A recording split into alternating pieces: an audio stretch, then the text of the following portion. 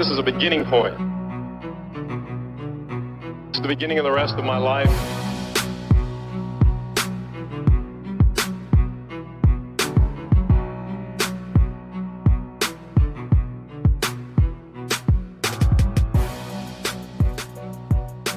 I got the meaning, and I got to write it down, because I don't want to forget it. Just win, baby.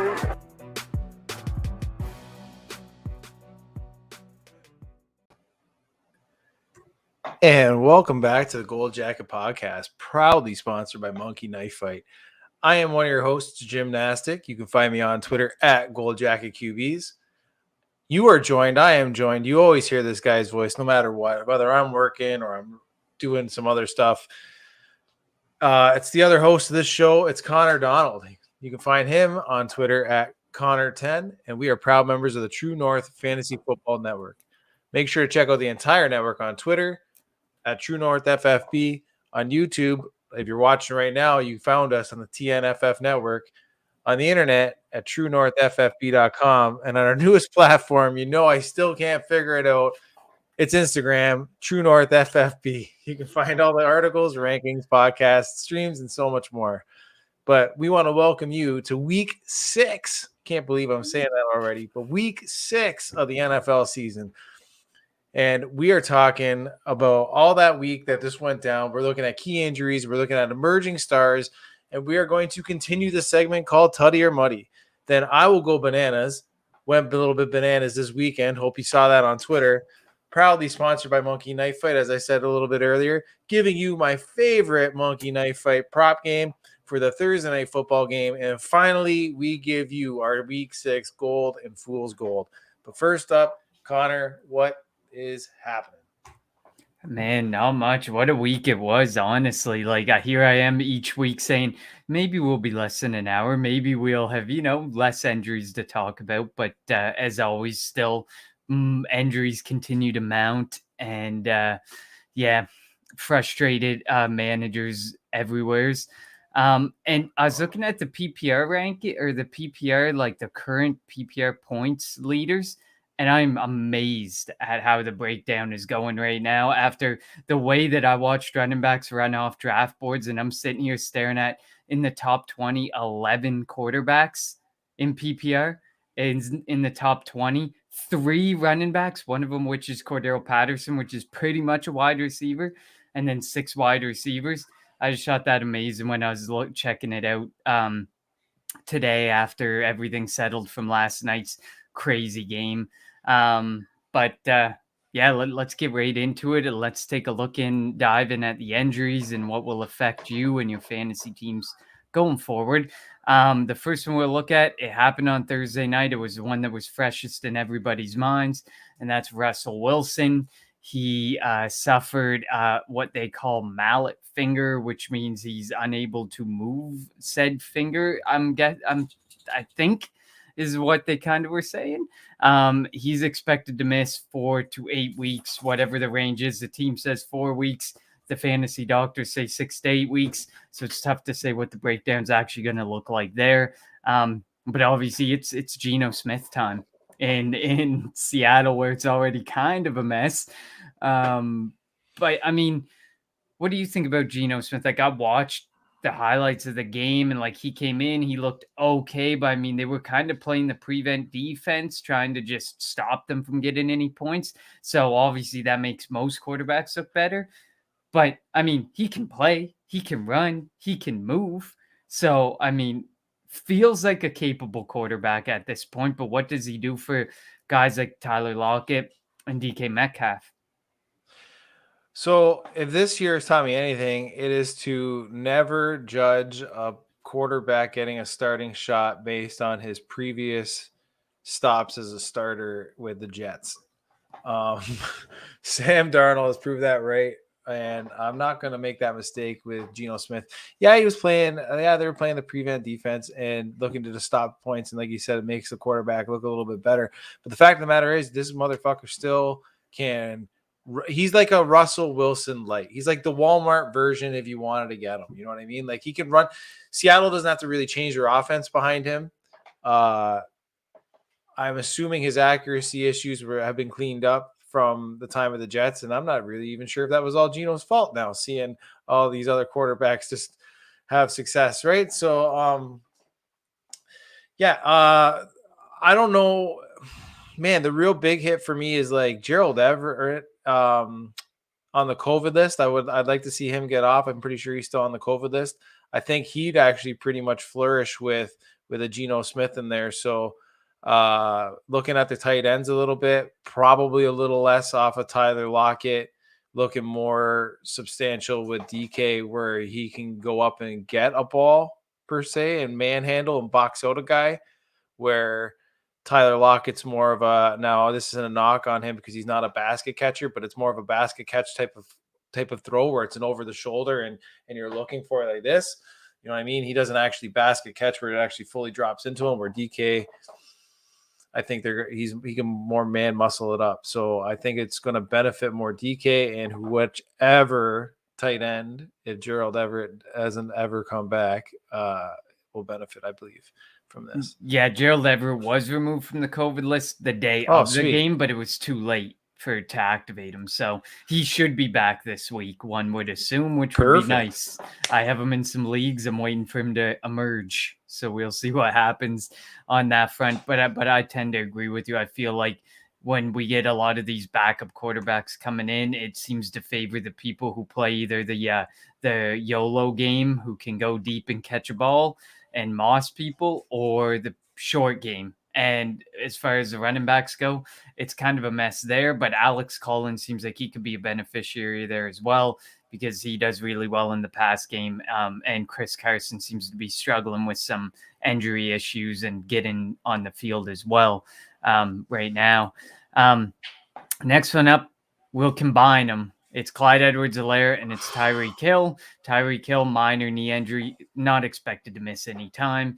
And then Clyde Edwards-Helaire is an MCL sprain. They called it week to week, and then they announced that he was going on the IR. So he has to miss a minimum of 3 weeks.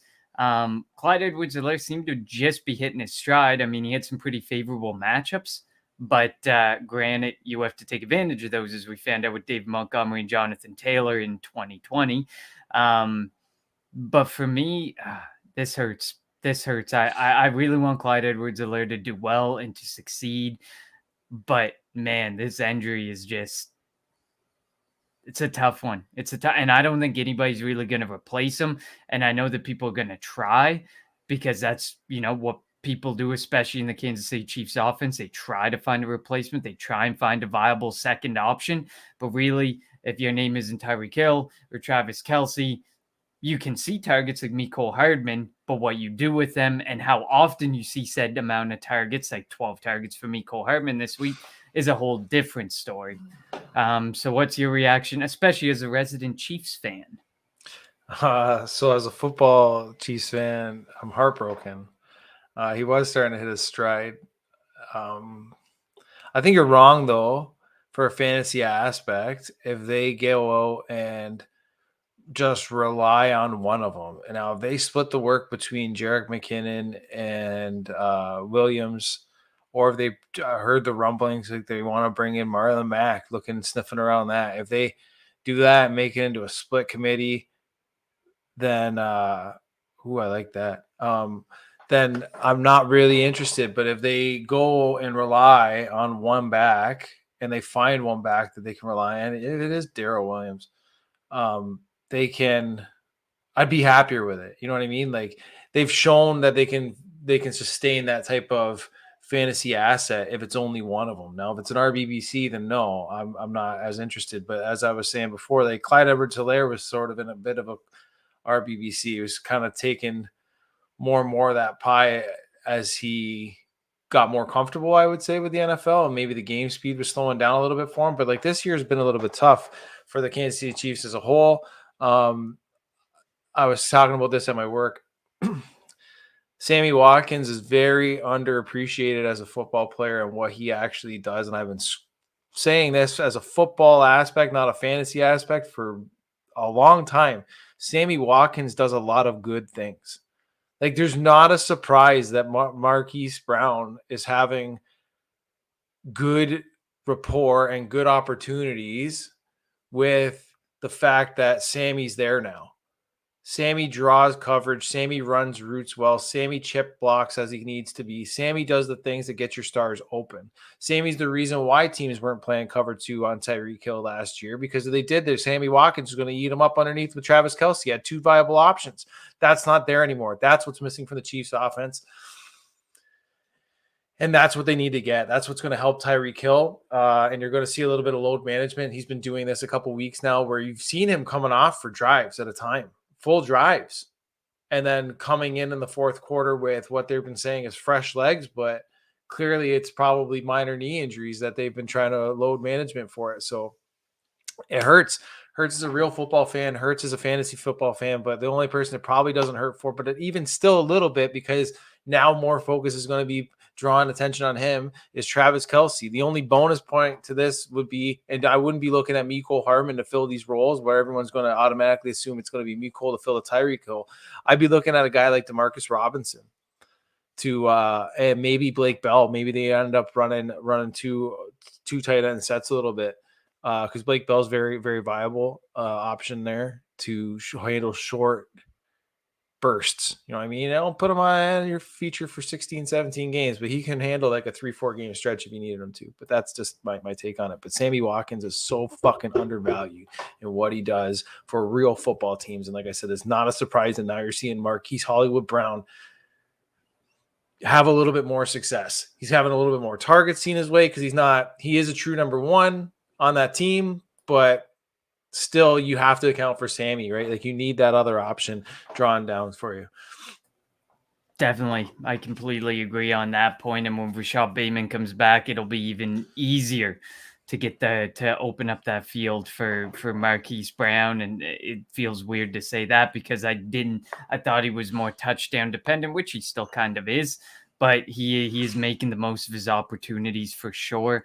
Next up is we'll quickly brush by it because I just want to make one statement about it. Joe Burrow, throat contusion. He's going to be fine. He checked out fine. There's a lot of talk about his offensive line and how they should have went offensive line. They're actually giving up some of the lowest amount of pressures this year. They've only given up 34 pressures. They're in the bottom 5 of the league for pressures allowed after being like top 5 in the league in pressures allowed. So I just kind of wanted to just mention that because I don't think it's talked about enough how much he isn't facing pressure as much, despite not really addressing the offensive line as much as they could have. So just that point on Burrow. Saquon Berkeley again. And what I guess we might as well pair a bunch of them here because it looks like it's just an absolute train wreck in New York right now. Daniel Jones, he's got a concussion. He's going through the protocol. That was pretty scary. He stood up and stumbled around. Kenny Golladay, hyperextended knee. He's going to miss at the minimum this week. And then Saquon Berkeley, the big one, low-grade ankle sprain. He's expected to be out 2 to 4 weeks.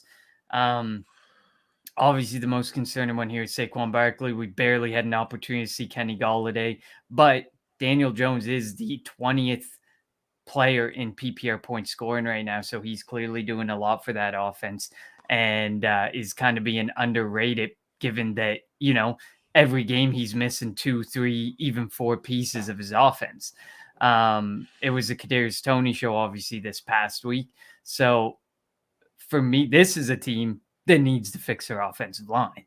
It's plain and simple. The fact that Jones is out with a concussion, Saquon Berkeley is dealing with like his 3rd injury of the year. This sucks. Is that a home game for him? Were they at home?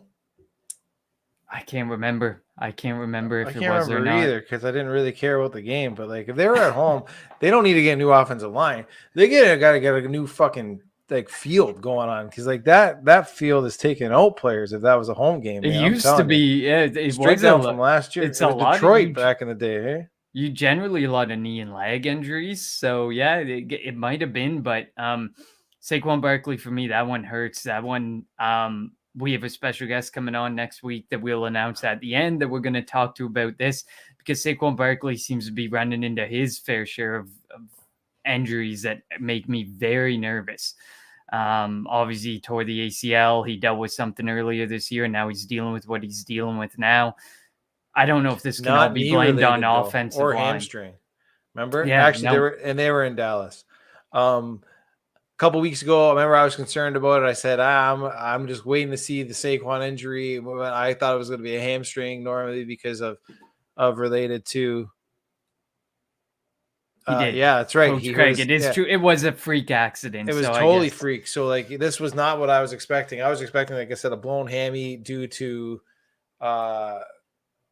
the healing of the ACL and just like different movement or different type of running. I don't know. It just always seems to happen. I don't know, tweaking their hammies. And like I think it was Coach Craig said like Will Fuller had that nasty hammy injury all year to plaguing him. But yeah, anyway, yeah, that was a totally freak accident where that shouldn't have happened. I saw the picture of his ankle after.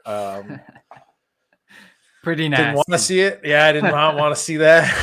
But yeah, this offense is a mess, man. Is a mess. I'm not touching it anymore until next year. Yeah, because Tony got ejected, but he's dealing with an ankle injury. Slayton's out with an ankle injury. Evan Ingram's always dealing with something. Daniel Jones with the concussion. Saquon Berkeley with his injury. Kenny Golladay with his injury. He hasn't been healthy yet with the Giants. Is truly a mess. That is terrible. Here, situation. I'm going to sum it up for you real quick. NFC East is 3 teams this year. That is it. Maybe 2. We'll see. But right now, it's only 3 teams. You can count out the Giants. I can pretty much argue it's 1 team because everyone's under 500 except for the 4-1 Cowboys. But yeah. Next one we can probably brush through pretty quick. It's Max Williams. Ugly injury. Very ugly injury there. It may be season ending according to Ian Rappaport. But generally Max Williams was getting a bit of an opportunity, but I don't think we were expecting a whole lot. So I don't think I have much to add on this front. Well, I feel bad. My boy Craig Brennan was asking me on the weekend what he should do because he had to fill his IR spot with George Kittle. And I said, listen, quickly, because he has a stacked team. I'm like, I don't want to drop anybody, man. He's like, maybe drop Chuba Hubbard. I'm like, you don't want to drop anybody, right? I'm like, so I said to him real quick, I go, listen, type up in your league, see if you can see if you have to have a starting roster, a full starting roster, if you can go in without anybody. And he puts it up and he goes, no, I can drop my kicker. I go, if you can drop your kicker, which by the way was Mason Crosby, good call on dropping him, and pick up Max Williams for the week. He does and he wins. Oh man! Oh, it's beautiful. We do have a question, so we'll address this one first. Since Goddard's on the COVID list, should I start Ertz versus Tampa or Hunter Henry against Dallas? It's actually in my golden fool's gold at the tight end position. I would start Zach Ertz. Tampa Bay is the 6th worst team against tight ends. I already have him as my gold, and I also have him in my start-sit article as a start. I got Zach Ertz here. He's actually seen, I think, 6+ targets in his last 2 games, so he's getting ample opportunity, and the limited amount of targets Goddard got will probably go his way or Devonta Smith's way or Quez Watkins' way, but there's not a whole lot of places that can go in Philadelphia right now that people are actually being effective with it. So I got Zach Ertz. Yeah. I love that. Yeah, you do have Zach Ertz. Zach Ertz is a guy I was going to roll with on my fool's gold. So yeah, I'm obviously going to be rolling with him here. He just looks to be hitting his stride after being almost an afterthought in the offseason, thinking he wasn't even going to be on this team. He says, "Nah, fuck that. I'm on this team, and I still have a role." Kicked through the door, and now Goddard's out with the COVID list. Yeah, I just don't know what. Like, I just don't know who to trust in New England from a week-to-week basis, whether you're going to trust Henry or whether you're going to trust Jonnu. I just don't know who to trust. And Dallas's defense has been really good. So I don't know if I'd go challenging the Dallas Cowboys defense right now. But Tampa against the pass, not pretty. Tight ends or receivers. So double thumbs up on Zach Ertz. Make it hurt, Zach Ertz. Absolutely. The Hurts to Ertz connection. Juju Smith-Schuster, my guy. I got him in almost every league. In shoulders, season ending. I mean, good for Deontay Johnson and good for Chase Claypool. Probably good for Pat Freiermuth. We kind of Bingo, talked about that's him what it's before. good for. Pat But- Freiermuth. Because I mean, he's going to be feasting on those slot targets now, because obviously you're going to have Johnson and Claypool were doing their magic down the field, or at least 10 yards in the intermediate range. But the close to intermediate, probably going to Pat Freiermuth. So maybe a name to watch there. Anything you want to add to Juju? Juju is a free agent. Hopefully he goes somewhere else. That's kind of what I'm hoping for. And he is only like 25 years old. He's still super young. I still think he's just about to hit his stride. So I hope that he goes somewhere else next season and in free agency. Jim, anything to add for Juju?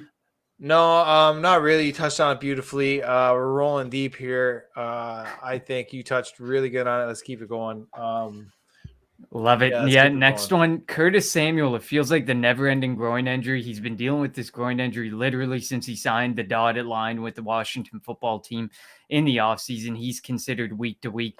Ron Rivera said they're just going to take a cautious approach. At this point, I think we're beyond the cautious approach, and there's just major problems there. Yeah, like as you were doing the cut the neck gesture, we'll say it simply: avoid Curtis Samuel at this point. Just avoid. Absolutely. He was the ultimate sell high in the offseason. If you were listening to the Nostradamus in the offseason, he told you to get rid of him. This is why you got rid of him. That's it. He's over. It's over. Carter. It's over. Damian Harris, ribs day to day. Forget the ribs. He's got fumbleitis. And he ain't going to get out of that doghouse. And if I'm not mistaken, New England plays the Dallas Cowboys this week. We were just talking about it. And I actually posted a tweet today. There's two teams that have 75 rushing attempts or less against them in the entire NFL right now. And that's the New England Patriots or the Tampa Bay Buccaneers and the Dallas Cowboys. Clearly, teams are not running against them for a reason, because they control the game script. They force you to go to the air. And they are really good against the run. They have stout as hell defensive lines. So Damian Harris is likely a complete avoid this week, even if he does avoid play. every week until he gets that stick him in his gloves and all over like this part of his jersey. It doesn't go anywhere. And yeah, Coach Craig, Brandon Bolden, yeah, you can put the fire, but yeah, not this week. I would just outright avoid any running back there right now. Smokey says only you can prevent the fires. Put that out. Trey Lance, he has a sprained knee, could miss week 7, but this could also be Kyle Shanahan saying, thank God I can go back to Jimmy Garoppolo. I don't know. Whatever it is, they're on the bye this week. Anything you want to add besides, I think, Trey Lance in redraft? I think just give up on Trey Lance in redraft and look to him more Dynasty, in your dynasty. I can see it. The value there. I am not a Trey Lance guy. I am not at all. Good week though. Like I said, they're going in the bye week. Look their wounds. Create a game plan. See who they're going to go with. Hopefully Jimmy G. And it really felt like Jimmy G was like you had the Debo games, you had some pretty effective games through the air. So I mean, and everybody was kind of saying that Jimmy G was the way to go because Trey Lance needed time, and everybody wanted Trey Lance pushed in. But it's like, as long as you're winning, stick with what was working. Jimmy G was working. My deal with Lance, like I said, I would have liked them to see go the Pat Mahomes route where he sat a whole year. Like, who cares? Just develop an offense behind closed doors for him. I think at this point we've been spoiled to the point that if you're a first round drafted quarterback, you're supposed to be able to step in, snap of a finger, on the drop of a dime. You're supposed to be able to step in there. And you're supposed to do the job and do it effectively. And I think we've just been spoiled, and we don't realize how many first-round quarterbacks miss as the road goes. Like the debate, the jury's still out on Jared Goff, Carson Wentz, Baker Mayfield. Like as you go down, I don't know. That's really big right there, how they dumb down the Shanahan offense for him. Yeah, definitely. Like Coach Craig says, there is reason to believe that Trey Lance should, as long as Jimmy Garoppolo is healthy, just sit on the bench. and take a year off and learn the game. He's a good student of the game, so hopefully he learns it and he grasps it. Last and certainly not least, This one broke my heart. Yes, he a broken heart with a broken collarbone for Quintus Cephas. He is likely I had syphilis all off season. I'll be honest. Oh, gross. But yeah, so is this like Tyrell Williams? We have yet to see him again. He's in the concussion protocol. I don't expect him to do much of anything. Is this like TJ Hawkinson and Amon-Ra St. Brown for the win? You just said it, man. Or maybe even Jamal Williams and DeAndre Swift. They could see like 10 targets each a game. They seem to do more with it than any of the wide receivers are doing with them. So I'm loving Amon-Ra. I'm loving the Sun God here. Mm-hmm. We'll talk about him a little bit more, but yeah, I was a little bit heartbroken here with the Quinton Cephas broken collarbone. He was starting to do things too. I liked him. He was a taxi squad guy on most of my things. He was so cheap for me to get, but I liked his skill set. I liked his talent and what could possibly have been, and he was showing it again. So yeah, Tyrell can come and Tyrell can go. Get out of here. It's the Sun God now, my man. It's a new day. Age of Aquarius. At this point, I find it amazing that Detroit has found new ways to lose, and they were supposed to be 0-16. Like, they're finding new ways to lose, but they actually should have a couple wins to their name, but they can't pull the games out. So what a shame to be a Detroit saw a Lions stat fan. that they were the only team to have 2 50-yard walk-off field goals end their game for losses, and they got 2 of them this season or whatever. I'm like, they're the only team. Like, that's there's ridiculous. probably a strong majority of teams that don't even have that ever happen in a season, and they get it twice. Like, oh man, it must suck to be a Lions fan. So that's the injuries for this week. Injuries and breaking news, not really much in the breaking news department. Emerging start. We will straight move up into NFL, the emerging star. Stop getting hurt. Take up too much of the show. Yeah. Minutes. We want to get this down to 20 minutes of just maybe even less of injury talk, except maybe next week. Because we have a guest on who's going to talk all injuries with us. Yeah, so we'll recap all 5 weeks of the injuries, but you don't know new ones. So favorite emerging star, Jim, started out.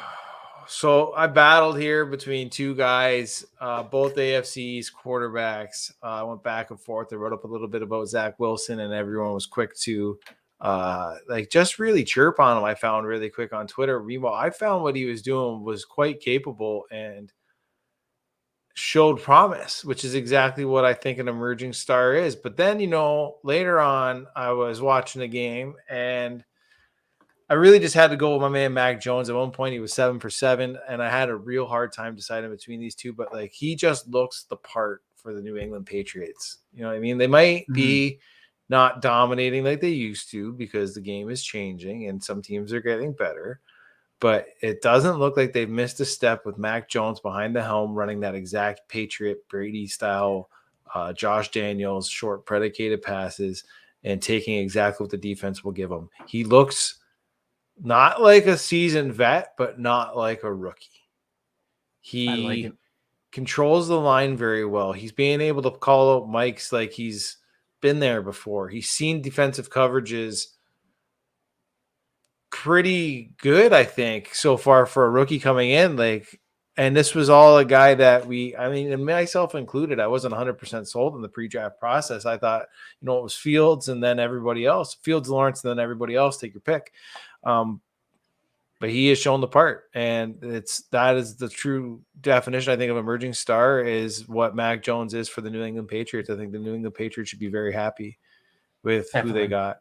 Definitely. It's definitely looking good. Is it the Patriots and the Patriot way, or could he have done this elsewhere? Who knows? But he was being talked up as the process went on. So clearly he was someone that, has an accurate ball, has a good ball. He knows what he's doing, and he's really smart. He can grasp an offense pretty quick and run an offense, professional offense very well, as we're seeing right now. For me, I didn't want to do it, and I think it was more for the fact that I had the take that he wouldn't succeed this year, but I'm going with Dalton Schultz because I have to admit when I'm wrong. I thought it was going to be Blake Jarwin over Dalton Schultz, and then there was people who were like, well, then there was like the Ray GQs of the world who were basically like, yeah, Dalton Schultz, but if there's two of them, don't own either of them kind of process. But it looks like Dalton Schultz is the one to own. He has played 69% of snaps or more in every single game, while Blake Jarwin has yet to hit even 60% of snaps in any of the games this year. And he seems to be really hitting his stride. He had it since week 3, a 26-point game, 17.8, 13.9, and he's seen 7+ targets in all 3 of those games. So Dalton Schultz is definitely stepping up. He's definitely looking good. He's definitely looking the part. So yeah, that is my emergent star for this week. And we have another question. So let's bring it up from Jacob. Should I trade away Damian Williams and I'm assuming it's David Montgomery for Robert Woods? I have Dalvin and Henderson as RB1 and 2. I don't know if this is dynasty or redraft, but let's roll with it. What would you do, Jim? That's really tough. I like Monty. You have Dalvin and Henderson. To be honest with you, I get the fact that you have to be shopping Montgomery because you're going to need the 2 running backs right now and Dalvin and Henderson. But if it was dynasty and like you're not really competing, I think I'd be shopping Dalvin Cook more so than David Montgomery and getting the return value, say a Bobby Woods and a lesser running back for that case. That's just me. But if the only offer is Montgomery and Williams for Woods, yeah, I think I'd take that. I think I want to see more from value. Robert Woods this year. I mean, I know what we've seen, but I mean, he's a big target hog. Like he needs the targets to equate to more, and that's what we've seen in prior years. And this year, he's not seeing as many targets, so he's not producing anywhere near as much because he can't produce a lot with a little. As like last week, perfect example, he was targeted 12 times, made 10 receptions. That's exactly 14, that's exactly what Woods pretty much needs on a constant basis to get the success that he had last week. That's my only thing, and I really like David Montgomery too. But I mean, you're in good hands with Dalvin and Henderson. Literally, I agree with you, Jim, that I would probably be attempting to shop Dalvin. The injuries continue to be a concern, and you've come to a show where we are a sell Dalvin Cook show. We are a show that clearly cannot show much love to Dalvin Cook, except we got love for his value. I love the value. That's exactly it. I love the value that you can get from him. I think right now the key, the move is because like I get it. You're selling the package of Damian Williams and Montgomery. I like that. Maybe you shop him for Woods. Mm-hmm. I'd still be shopping Dalvin though, and trying to get. I'd try to, like I said, I try to get a wide receiver in the Bobby Woods range and a low end running back that maybe might not be producing exactly as well right now. Because I think it's forgotten that David Montgomery was on an RB1 pace before he went down. So he's still doing super well. He's still a really good running back to have, and I see no reason to believe that, the Chicago Bears miss him. They definitely miss him, and they definitely need him there, especially with Justin Fields there at quarterback as well. I think it makes him more effective that way. So hopefully that helps answer that. We have another question, though. We have more questions, Jim. Do I drop Kenneth Gainwell for Devontae Booker on the Giants in PPR? Not a chance. I'll let you, though, take it because you're the Eagles guy. But if it's different than me, I don't know. No, I wouldn't either because we're talking, like you said, you're talking PPR, and the immediate reaction is, the Giants can't really establish much of a passing game, and any passing game they have established is not to the running back position. So when you're looking at PPR, you got to hope that Devontae Booker is going to pull out some touchdowns for you. And if you're missing all these weapons, there is no way you're telling me Devontae Booker is finding a way to the end zone whatsoever. Here's what I want to say real quick, because I loved it. Ray GQ said this. I think it was Ray GQ. Because if you listen to me, you should listen to him. That's for sure.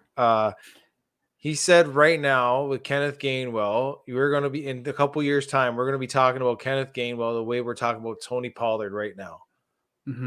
I will not be 100%. dropping him. 100%. Except I think he's even better than Tony Pollard. I think so. Well, I mean, it's tough to say. I think he's better than Pollard, and I think he has a better, clearer path to better opportunity, aka not a Zeke in front of him. Yeah, definitely. They have to ride Zeke down with his contract, whereas, Sanders is frustrating the hell out of owners right now, but he's also not necessarily making much ground on getting a second contract, and he's only next year is the year that he gets it. What about this, though? Yeah, another one. About this. Do I trade Aaron Jones and get Mixon and AJB? My wide receivers are Tyreek Hill, Justin Jefferson, DJ Moore, Allen Robinson, and Jalen Waddle. This must be a 10-team league because that is a stacked wide receiving room right there. But I guess he could have drafted Justin Jefferson and Waddle in the rookie drafts respectively. So do I trade Aaron Jones and get Mixon and AJ Brown? I would. I find it like Joe Mixon is clearly the number one there, and he's going to stay the number one. And I have a lot of concerns about people in Green Bay with the whole situation with Aaron Rodgers. I have my concerns there. So, yes, I would also take that deal, but I would immediately also start now shopping a high-end asset like Justin Jefferson, or I'd be packaging like an A-Robin and an AJ Brown or a DJ Moore, and going back up and getting a more solid, I think, running back one. You know what I mean? Like, I'd be using that as my piece because, like, I'm happy with Mixon. I'm definitely happy with Mixon. Now I'd be packaging 2 of your wide receivers personally and going up and getting an absolute stud of a dynasty running back one for you. Depending on how you have those ranked. I would probably work to get A-Rob as one of the pieces out because there's certainly some issues there. Tyreek Hill, I think, is pretty much a sure thing. Jefferson, I'd be keeping, but I'd be packaging like A-Rob with like a Waddle in a second, or like an AJ Brown. If you can keep DJ Moore, I'd keep DJ Moore too. Like I'd find it hard to get rid of DJ Moore, but like, I mean, it's stacked. Looking at a wide receiver room like that. Like A-Rob and Waddle is the way to go, or AJ Brown. You might even be able to convince someone if AJ Brown rides a few good games, then you might be able to sell AJ Brown and get a higher end running back again because people will be like, oh, he's back.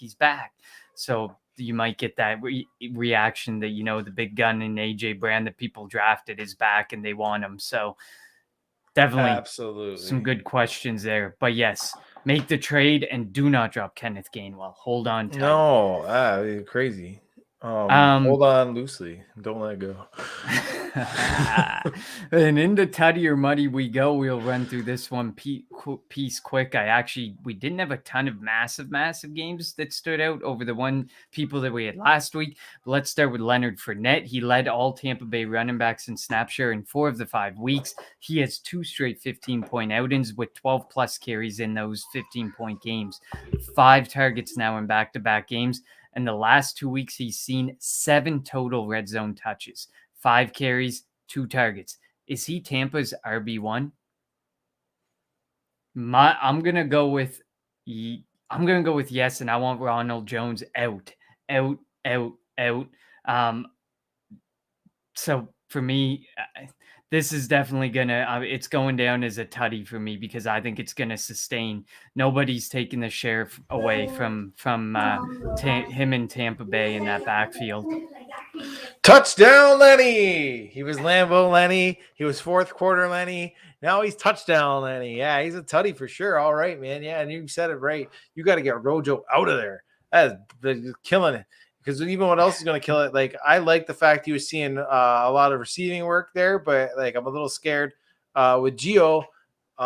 As you guys know, if you go back in any of the pods before, I said Gio would have a role. I said Gio was going to be fantasy relevant. I didn't realize he'd be injured, but he immediately goes out and scores a tutty for the Tampa Bay with receiving work. So Gio's the only little bit of concern I got for him. But he's clearly dominating the carries in Tampa Bay, and he is the running back you want to own. If you went away like me and auto drafted both of these running backs by mistake because you got the draft day wrong by one day, you really, really got to drop Ronald Jones. I don't know about drop. In Dynasty, definitely got hold. He's a free agent. Hopefully he gets to go away. Oh, here we go. We got another question. Left field question of the week. Oh, love these ones. My league, full PPR gives points for return yards. Should I pick up Jamal Agnew since he's getting targets now?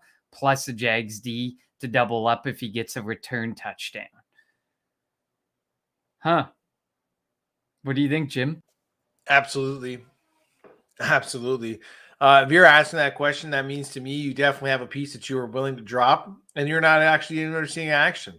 So if you're not even getting a guy that's even cracking your lineup week to week, you're not even considering him unless there's like 7 injuries and 2 COVIDs and 3 guys that ended up going down on IR and your waiver wire is totally bare, then yeah, I'd be dropping him. I'm picking up the bonus upside of a Jamal Agnew.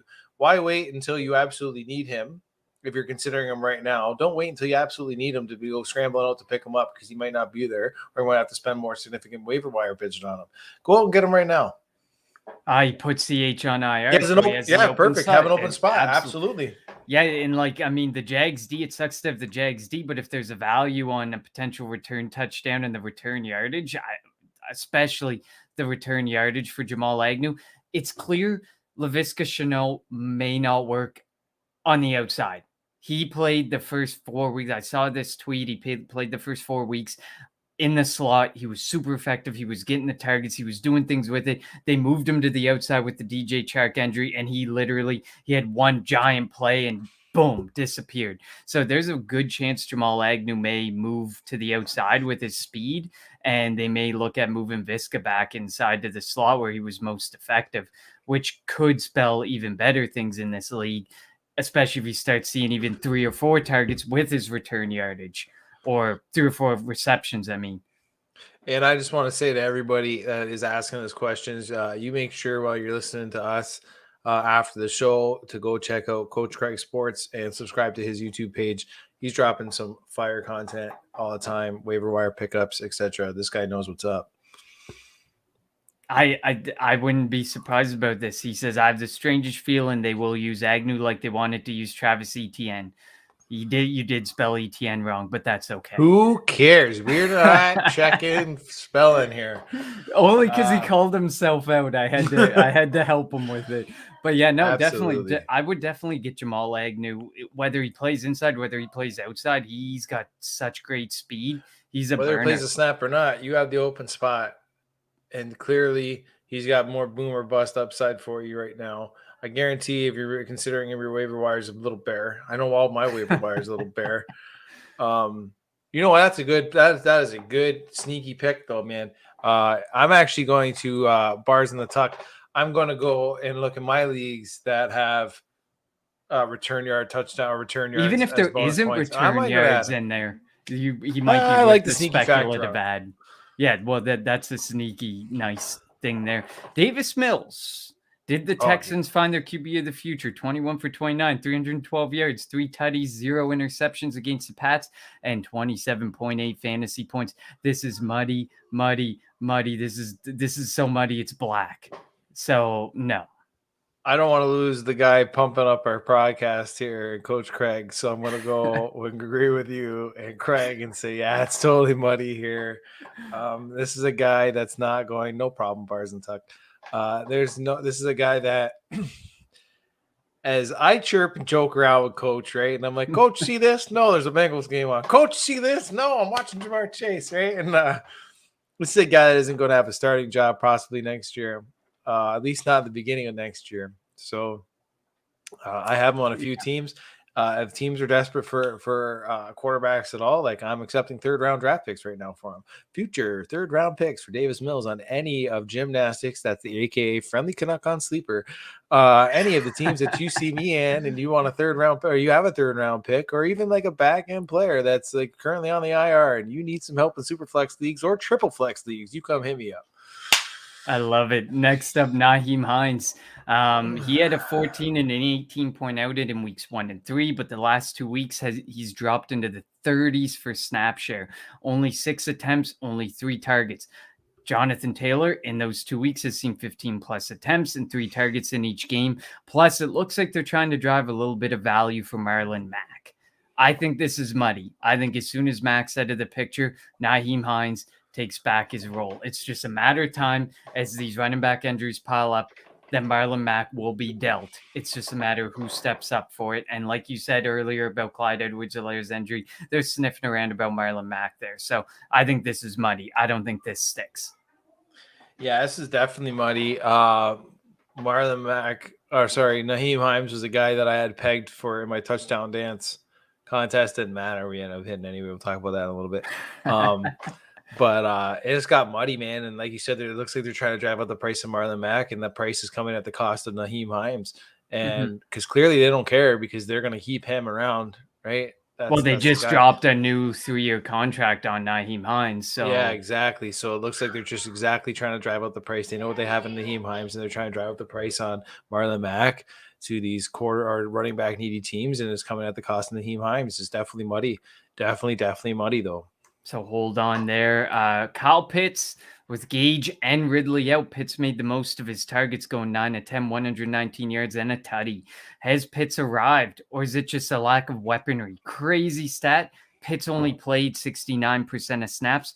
Hurst saw 55. Lee Smith 44%. Only 3 wide receivers saw any snaps last week.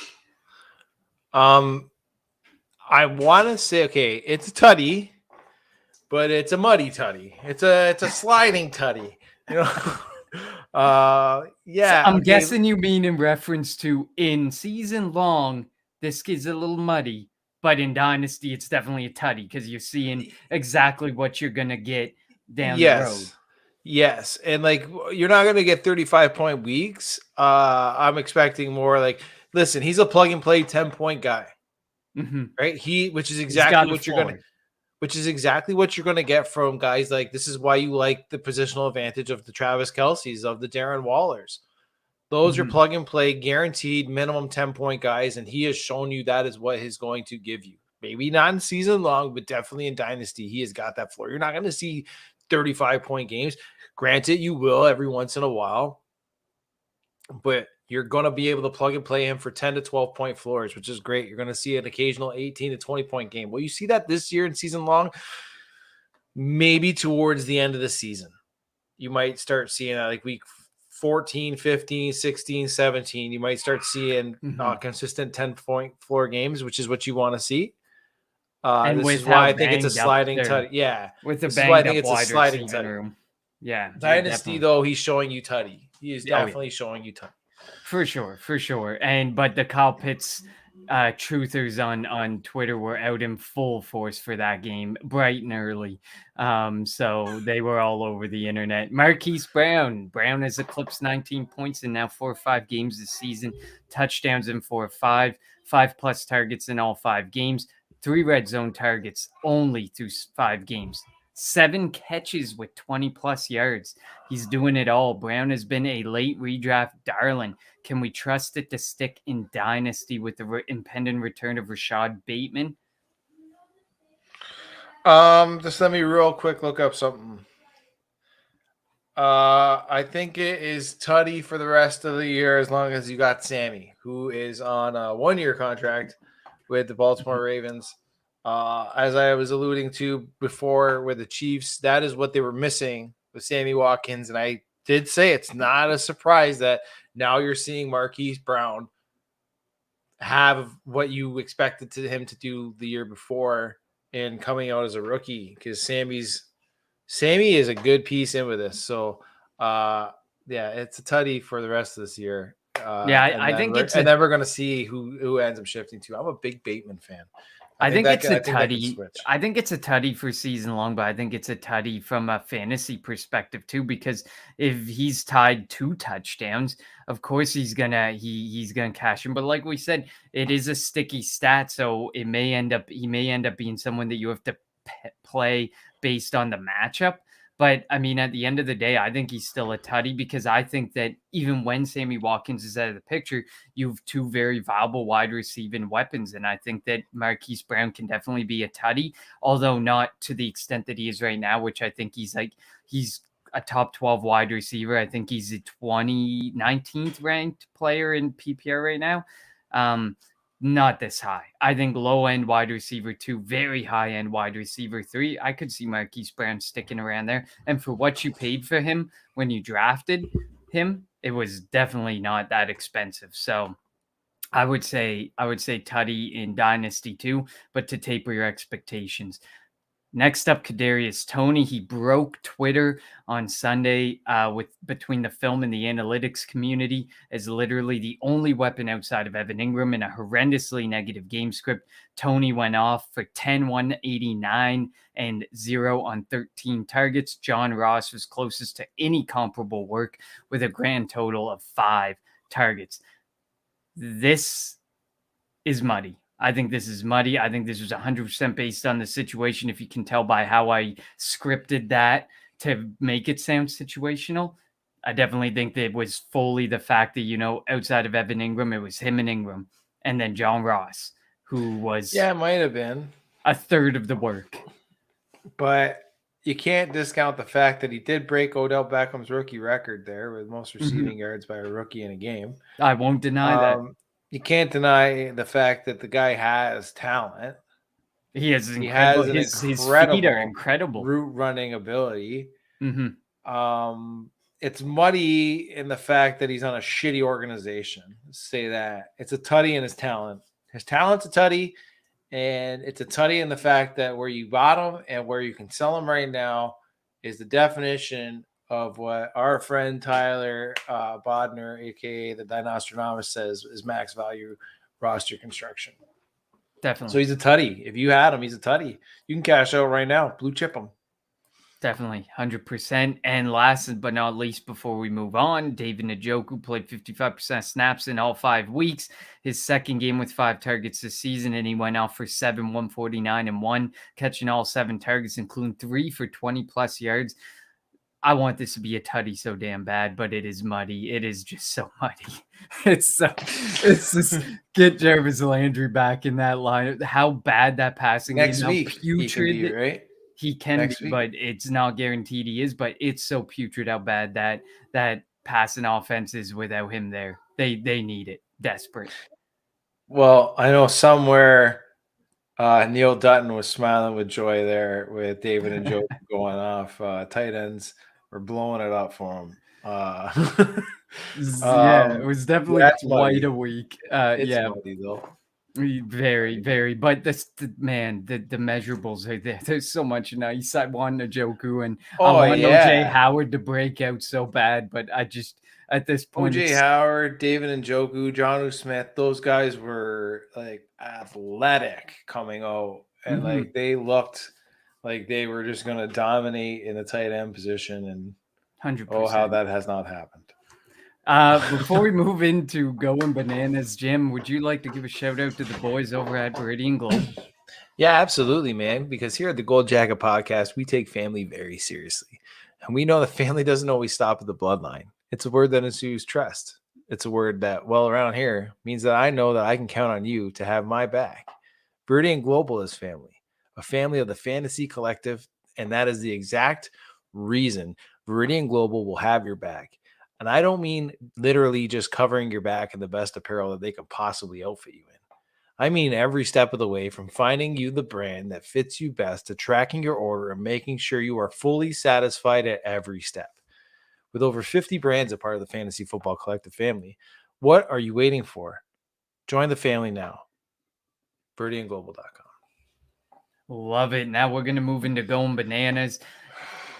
Brought to you by Monkey Knife Fight, where our boy Jim has been hard at work and making you money with some of the best player prop bets in the game, mainly the Tuddy dance. He is 6 for 8 on the year, 4 for 4 this past weekend. Even if you don't go with the $50 wager that our friend likes to high roll with, you can go with... No. I'm showing you the fact that when you deposit $50... using promo code TNFF on your first deposit at Monkey Knife Fight, they will 100% match you that $50. So you're actually using the TNFF promo code $50 for that, was what I was showing you. You could actually keep the original $50 that you put into there still in your account. But I love it. Even if you roll less, so even if you roll a little less, the way he plays, you get 2 times your money if he hits. And considering he's hit on 6 of 8, do the math on maybe a $10 bet. You're doing pretty well for yourself. So let's see if Jim can keep the good times going with Tampa Bay and Philadelphia this Thursday.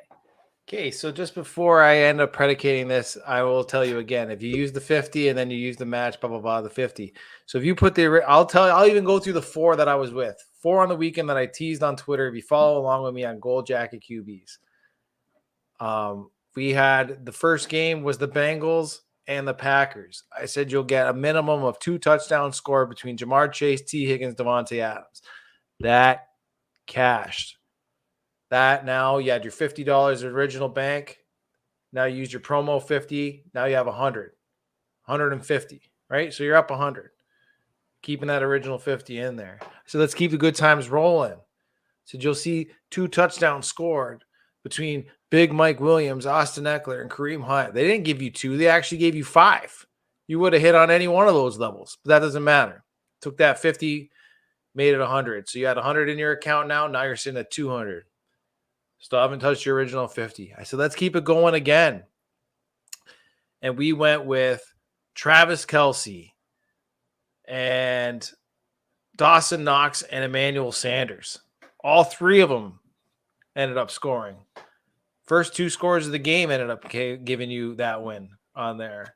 Did that. Now you got 300. You would have doubled up again. Now there's 300 in your account. I said, let's go for a 4th time. Baltimore Ravens, Indianapolis Colts. I said you're going to get 2 touchdowns across the board between these 3 players. I gave you Hollywood Brown. He did it on his own. I gave you Mark Andrews. He did it on his own. I gave you Nahim Heinz. Didn't get it in, but it doesn't matter because between those 3, they scored 4 for you. And that hit me on the week 4 for 4. And that means to you would be up a lot of dough, not even touching your original $50 deposit. So if you feel bad that you missed out last week, go over to Monkey Knife Fight right now. Throwing up to $50 on your first deposit. Use promo code TNFF. Monkey Knife Fight will gladly match your deposit 100%, and we will get rolling on this Thursday night. We're dancing again. I always got my dancing shoes on. Now, while you might be thinking it's chasing points here, we're going for the touchdown dance. 1.5 touchdowns across the board between these 3 players. Who we got playing this week? We got Tampa Bay, and we got the Philadelphia Eagles. So who did I end up taking? I ended up taking, and I think he's going to end up doing it on his own, Mike Evans. Then we got it going. Where did that picture come? Sorry, I don't have the picture up. Then I got Antonio Brown. And then I got, was it Devontae Smith? I can't find my picture. I don't know why. I think it was Zach Ertz. Zach Ertz. It was Zach. It is Zach Ertz. Sorry. My picture ended up going blank on me. And now I'm trying to pull it. I'm trying to pull it up on my phone. No, yeah, it was Zach Ertz on the Philadelphia Eagles side. So we're gonna try to go, like I said, 5 in a row. We're gonna try to go 7 for 9. And I think you're going to end up doing it on the backs of Mike Evans alone. So, again, we're going to re-roll that. It's going to be Mike Evans. It's going to be Antonio Brown. It's going to be Zach Ertz. Yeah, it is Zach Ertz. This guy in the middle. You're going to go use promo code TNFF on the webpage on the monkeyknifefight.com, and they are going to match your first deposit. And then we're going to get dancing. And you're going to come along with me. And hopefully when you tune in on Sundays on the Twitter, when I'm dropping a couple more, we'll be 7 for 9 headed into Sunday. How do you like that, Connor? You confident with that one? You like it? I love it. I like it. I think that's a good one, especially with the output that Evans and Brown had last week. And they're playing spotty secondary, spotty defense overall in the Philadelphia Eagles. I like the Zach Ertz, too, because Zach like Ertz, said, very opportunistic. Team you can't run on. Exactly. They haven't been great against wide receivers or tight ends. Like we said, pretty rough secondary and middle of the field there as well. We are going to head into the week that will be and take a look at week 6 and talk our Golden Fool's Gold at the quarterback position. I'll kick it off with gold. I got Taylor Heineke against Kansas City Chiefs. Chiefs are giving up the second most points to quarterbacks, only behind the Washington football team at 29.8 points per game. They've given up 30 plus in 4 straight weeks and a 300 plus yard passer in 2 straight weeks. Heineke, prior to this past week, had 3 straight weeks of 25 plus points, including a 27.5 point game against the number 1 defense against quarterbacks, the Buffalo Bills. The game script should play nicely for Heineke to let it rip this week. I like it. I'm going on the other side of the ball. Is it low-hanging fruit? You damn right it's low-hanging fruit. It's Patrick Mahomes versus Washington. Is the sky falling in KC? According to some, yes. Last year, he only threw 6 interceptions, and he's already at that mark this year. Yes, I understand he's thrown 13 interceptions in the last 12 games, but let's get it straight here. A lot of those interceptions have gone straight through the hands of talented wide receivers like Tyreek Hill or Jody Fortson or Blake Bell or Mecole Hardman. These are not all Patrick Mahomes' fault, but that's okay. Expect him to get back on track after he ends up having a couple stinkers. Like I said, against the Buffalo Bills, did he look human? He sure did. But now he's going up against the Washington football team, who allows the most points against the position to QB. So expect Patrick Mahomes to make a fucking statement. I'm talking quarterback 1 on the week. I like it. I like it. Fool's gold for me. And I mean, you might be starting him, you might not be, but it's Derek Carr. Of course, we all know John Gruden is out. So what does that mean for the offense? Gosh, who knows? But they're starting to look, real, like the Raiders we knew and thought they would always be. They're playing the Denver Broncos this week after starting the season with 3 straight 27 plus point games. The car is sputtering. Denver is the number 2 team against quarterbacks, giving up only 17.9 points per game and the second lowest amount of touchdowns. And I get it. Listen, the Broncos haven't played, the cream of the crop, but we are talking the Raiders here. The Raiders are showing that playing from behind every game isn't sustainable and are showing to not be frauds, but exactly what we thought. They are who we thought they were. I love it. For me, I'm going discount double check Aaron Rodgers versus the Bears. Last week, we all know Devontae Adams went off, and he went off beyond the back of the hand of Aaron Rodgers. And many will look to that and think that Aaron Rodgers is back. The RELAX. Don't worry about it. But he's going up against the Bears. They've only allowed 1 300-yard passer this year. That's Matt Stafford, and they allow the 10th least points to the position. That may be skewed to the points who they've ended up playing with. Jared Goff, who I think almost cracked 300 yards, and I believe Baker Mayfield. But besides that fact, I do not believe that Aaron Rodgers is back. I believe he is on the way declining downhill, or at least downhill in Green Bay. I don't think he wants to be there, and I don't think you're getting his best efforts put forth because of it. And I think in a divisional game against the Chicago Bears, they're going to get at him and get at him a lot, and you're going to see him more earthbound. I love it. Into their most important position in fantasy football, people may say, and that's the running back.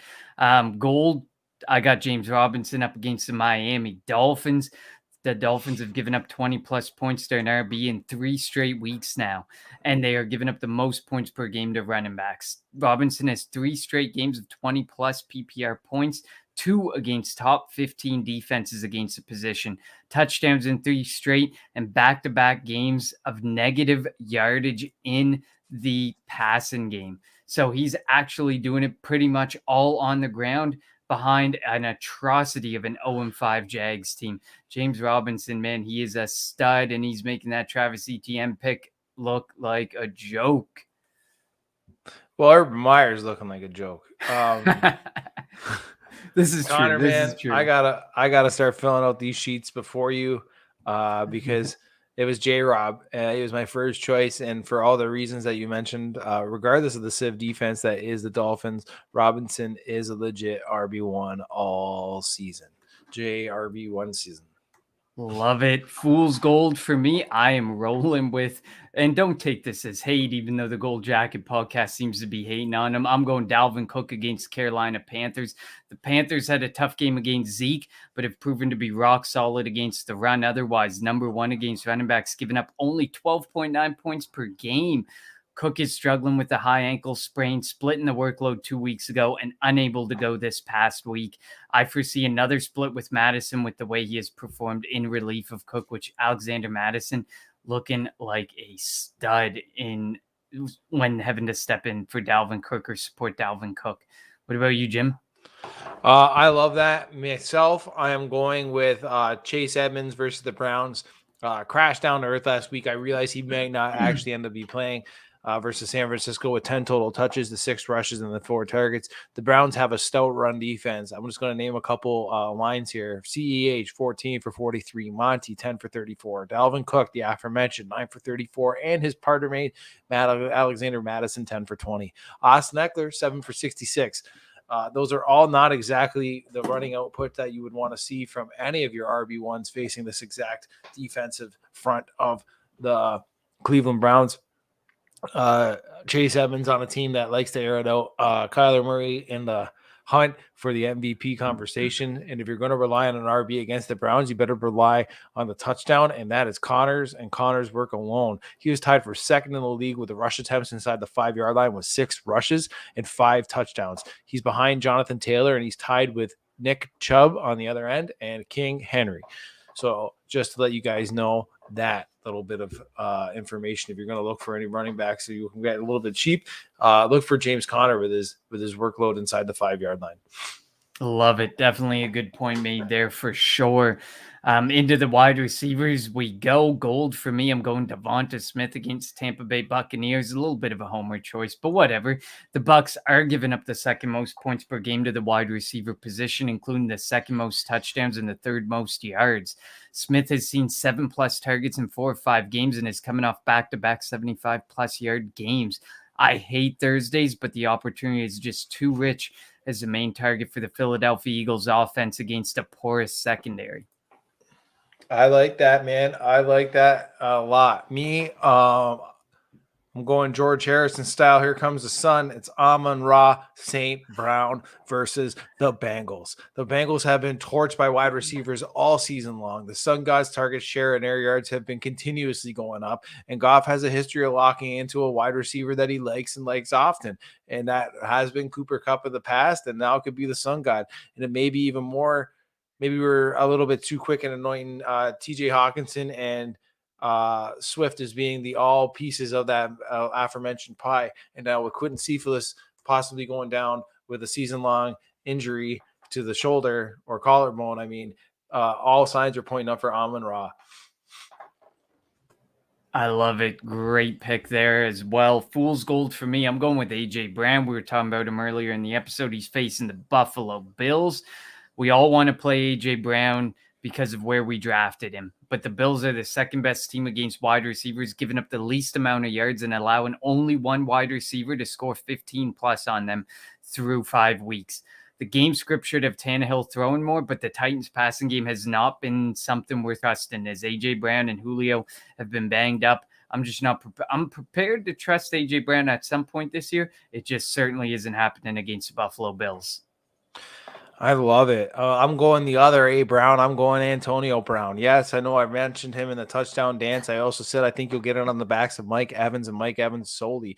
This to me feels like, and it pains me to list them here, but it feels like you are chasing points, and that for me has never personally worked out. Add that to the fact that he is playing on the Thursday night, and I just don't like seeing a big fat zero, or not really a zero, like a 5er from our 6er from my wide receiver who maybe only catches 1 touchdown for 10 yards. And that's it. You know what I mean? It just feels like there's so many weapons there in Tampa Bay, and it feels like he's been the beneficiary of no Gronk showing in the last 2 weeks. And I just feel like you're continually chasing points, and if the Eagles are smart, they're going to end up shifting their game plan to him. And like I did say, I did list them in the touchdown dance because I do think the opportunity to score a touchdown is there, but I do not think the opportunity is to be a wide receiver 1 on your team.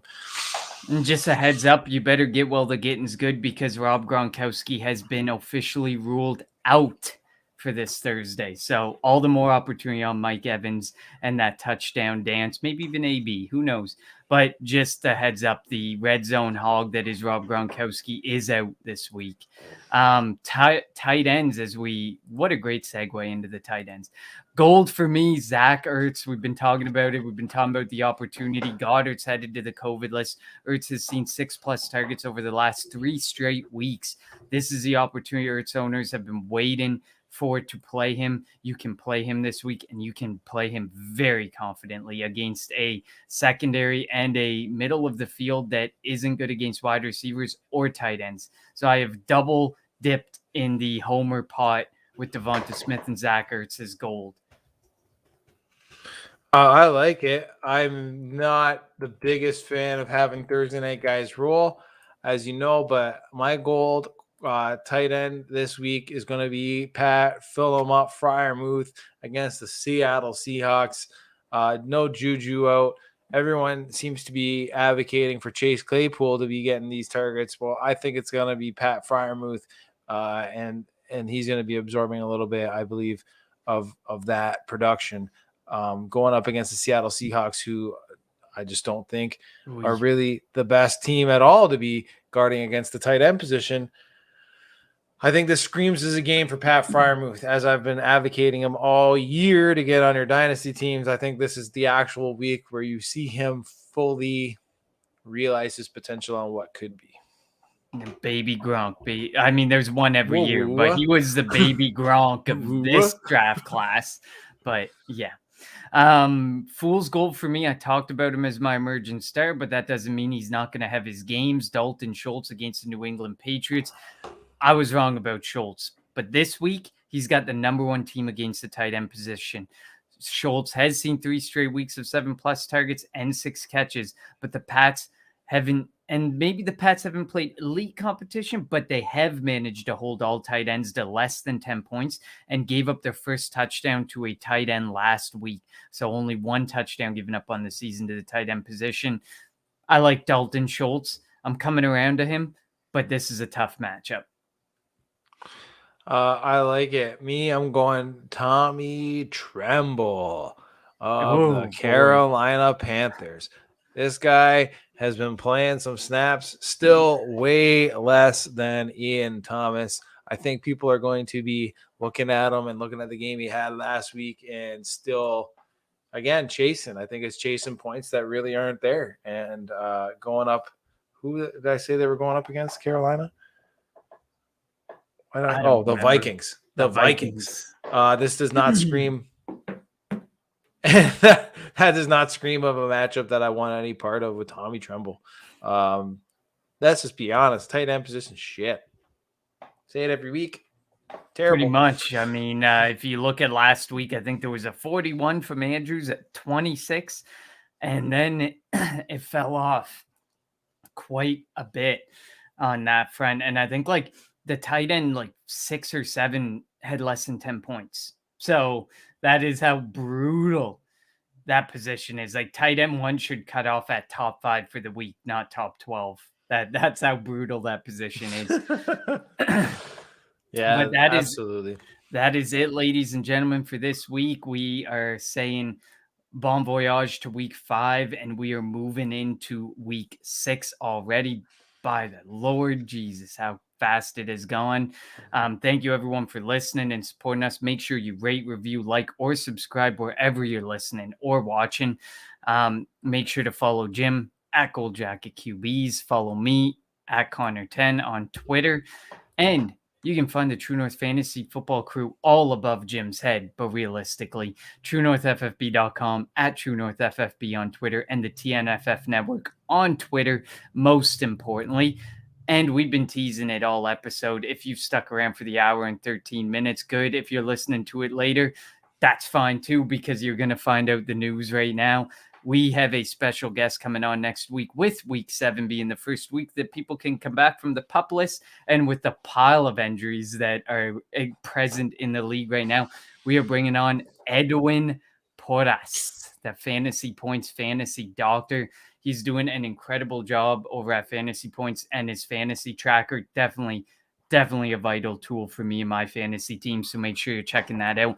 Plus, He is the host of the Injury Prone podcast, which is an awesome podcast to check out. I think he posts it every single Tuesday, and it is literally 10 minutes. It is bang, bang, bang, talking about all the key injuries and everything you need to know. So check that out every Tuesday.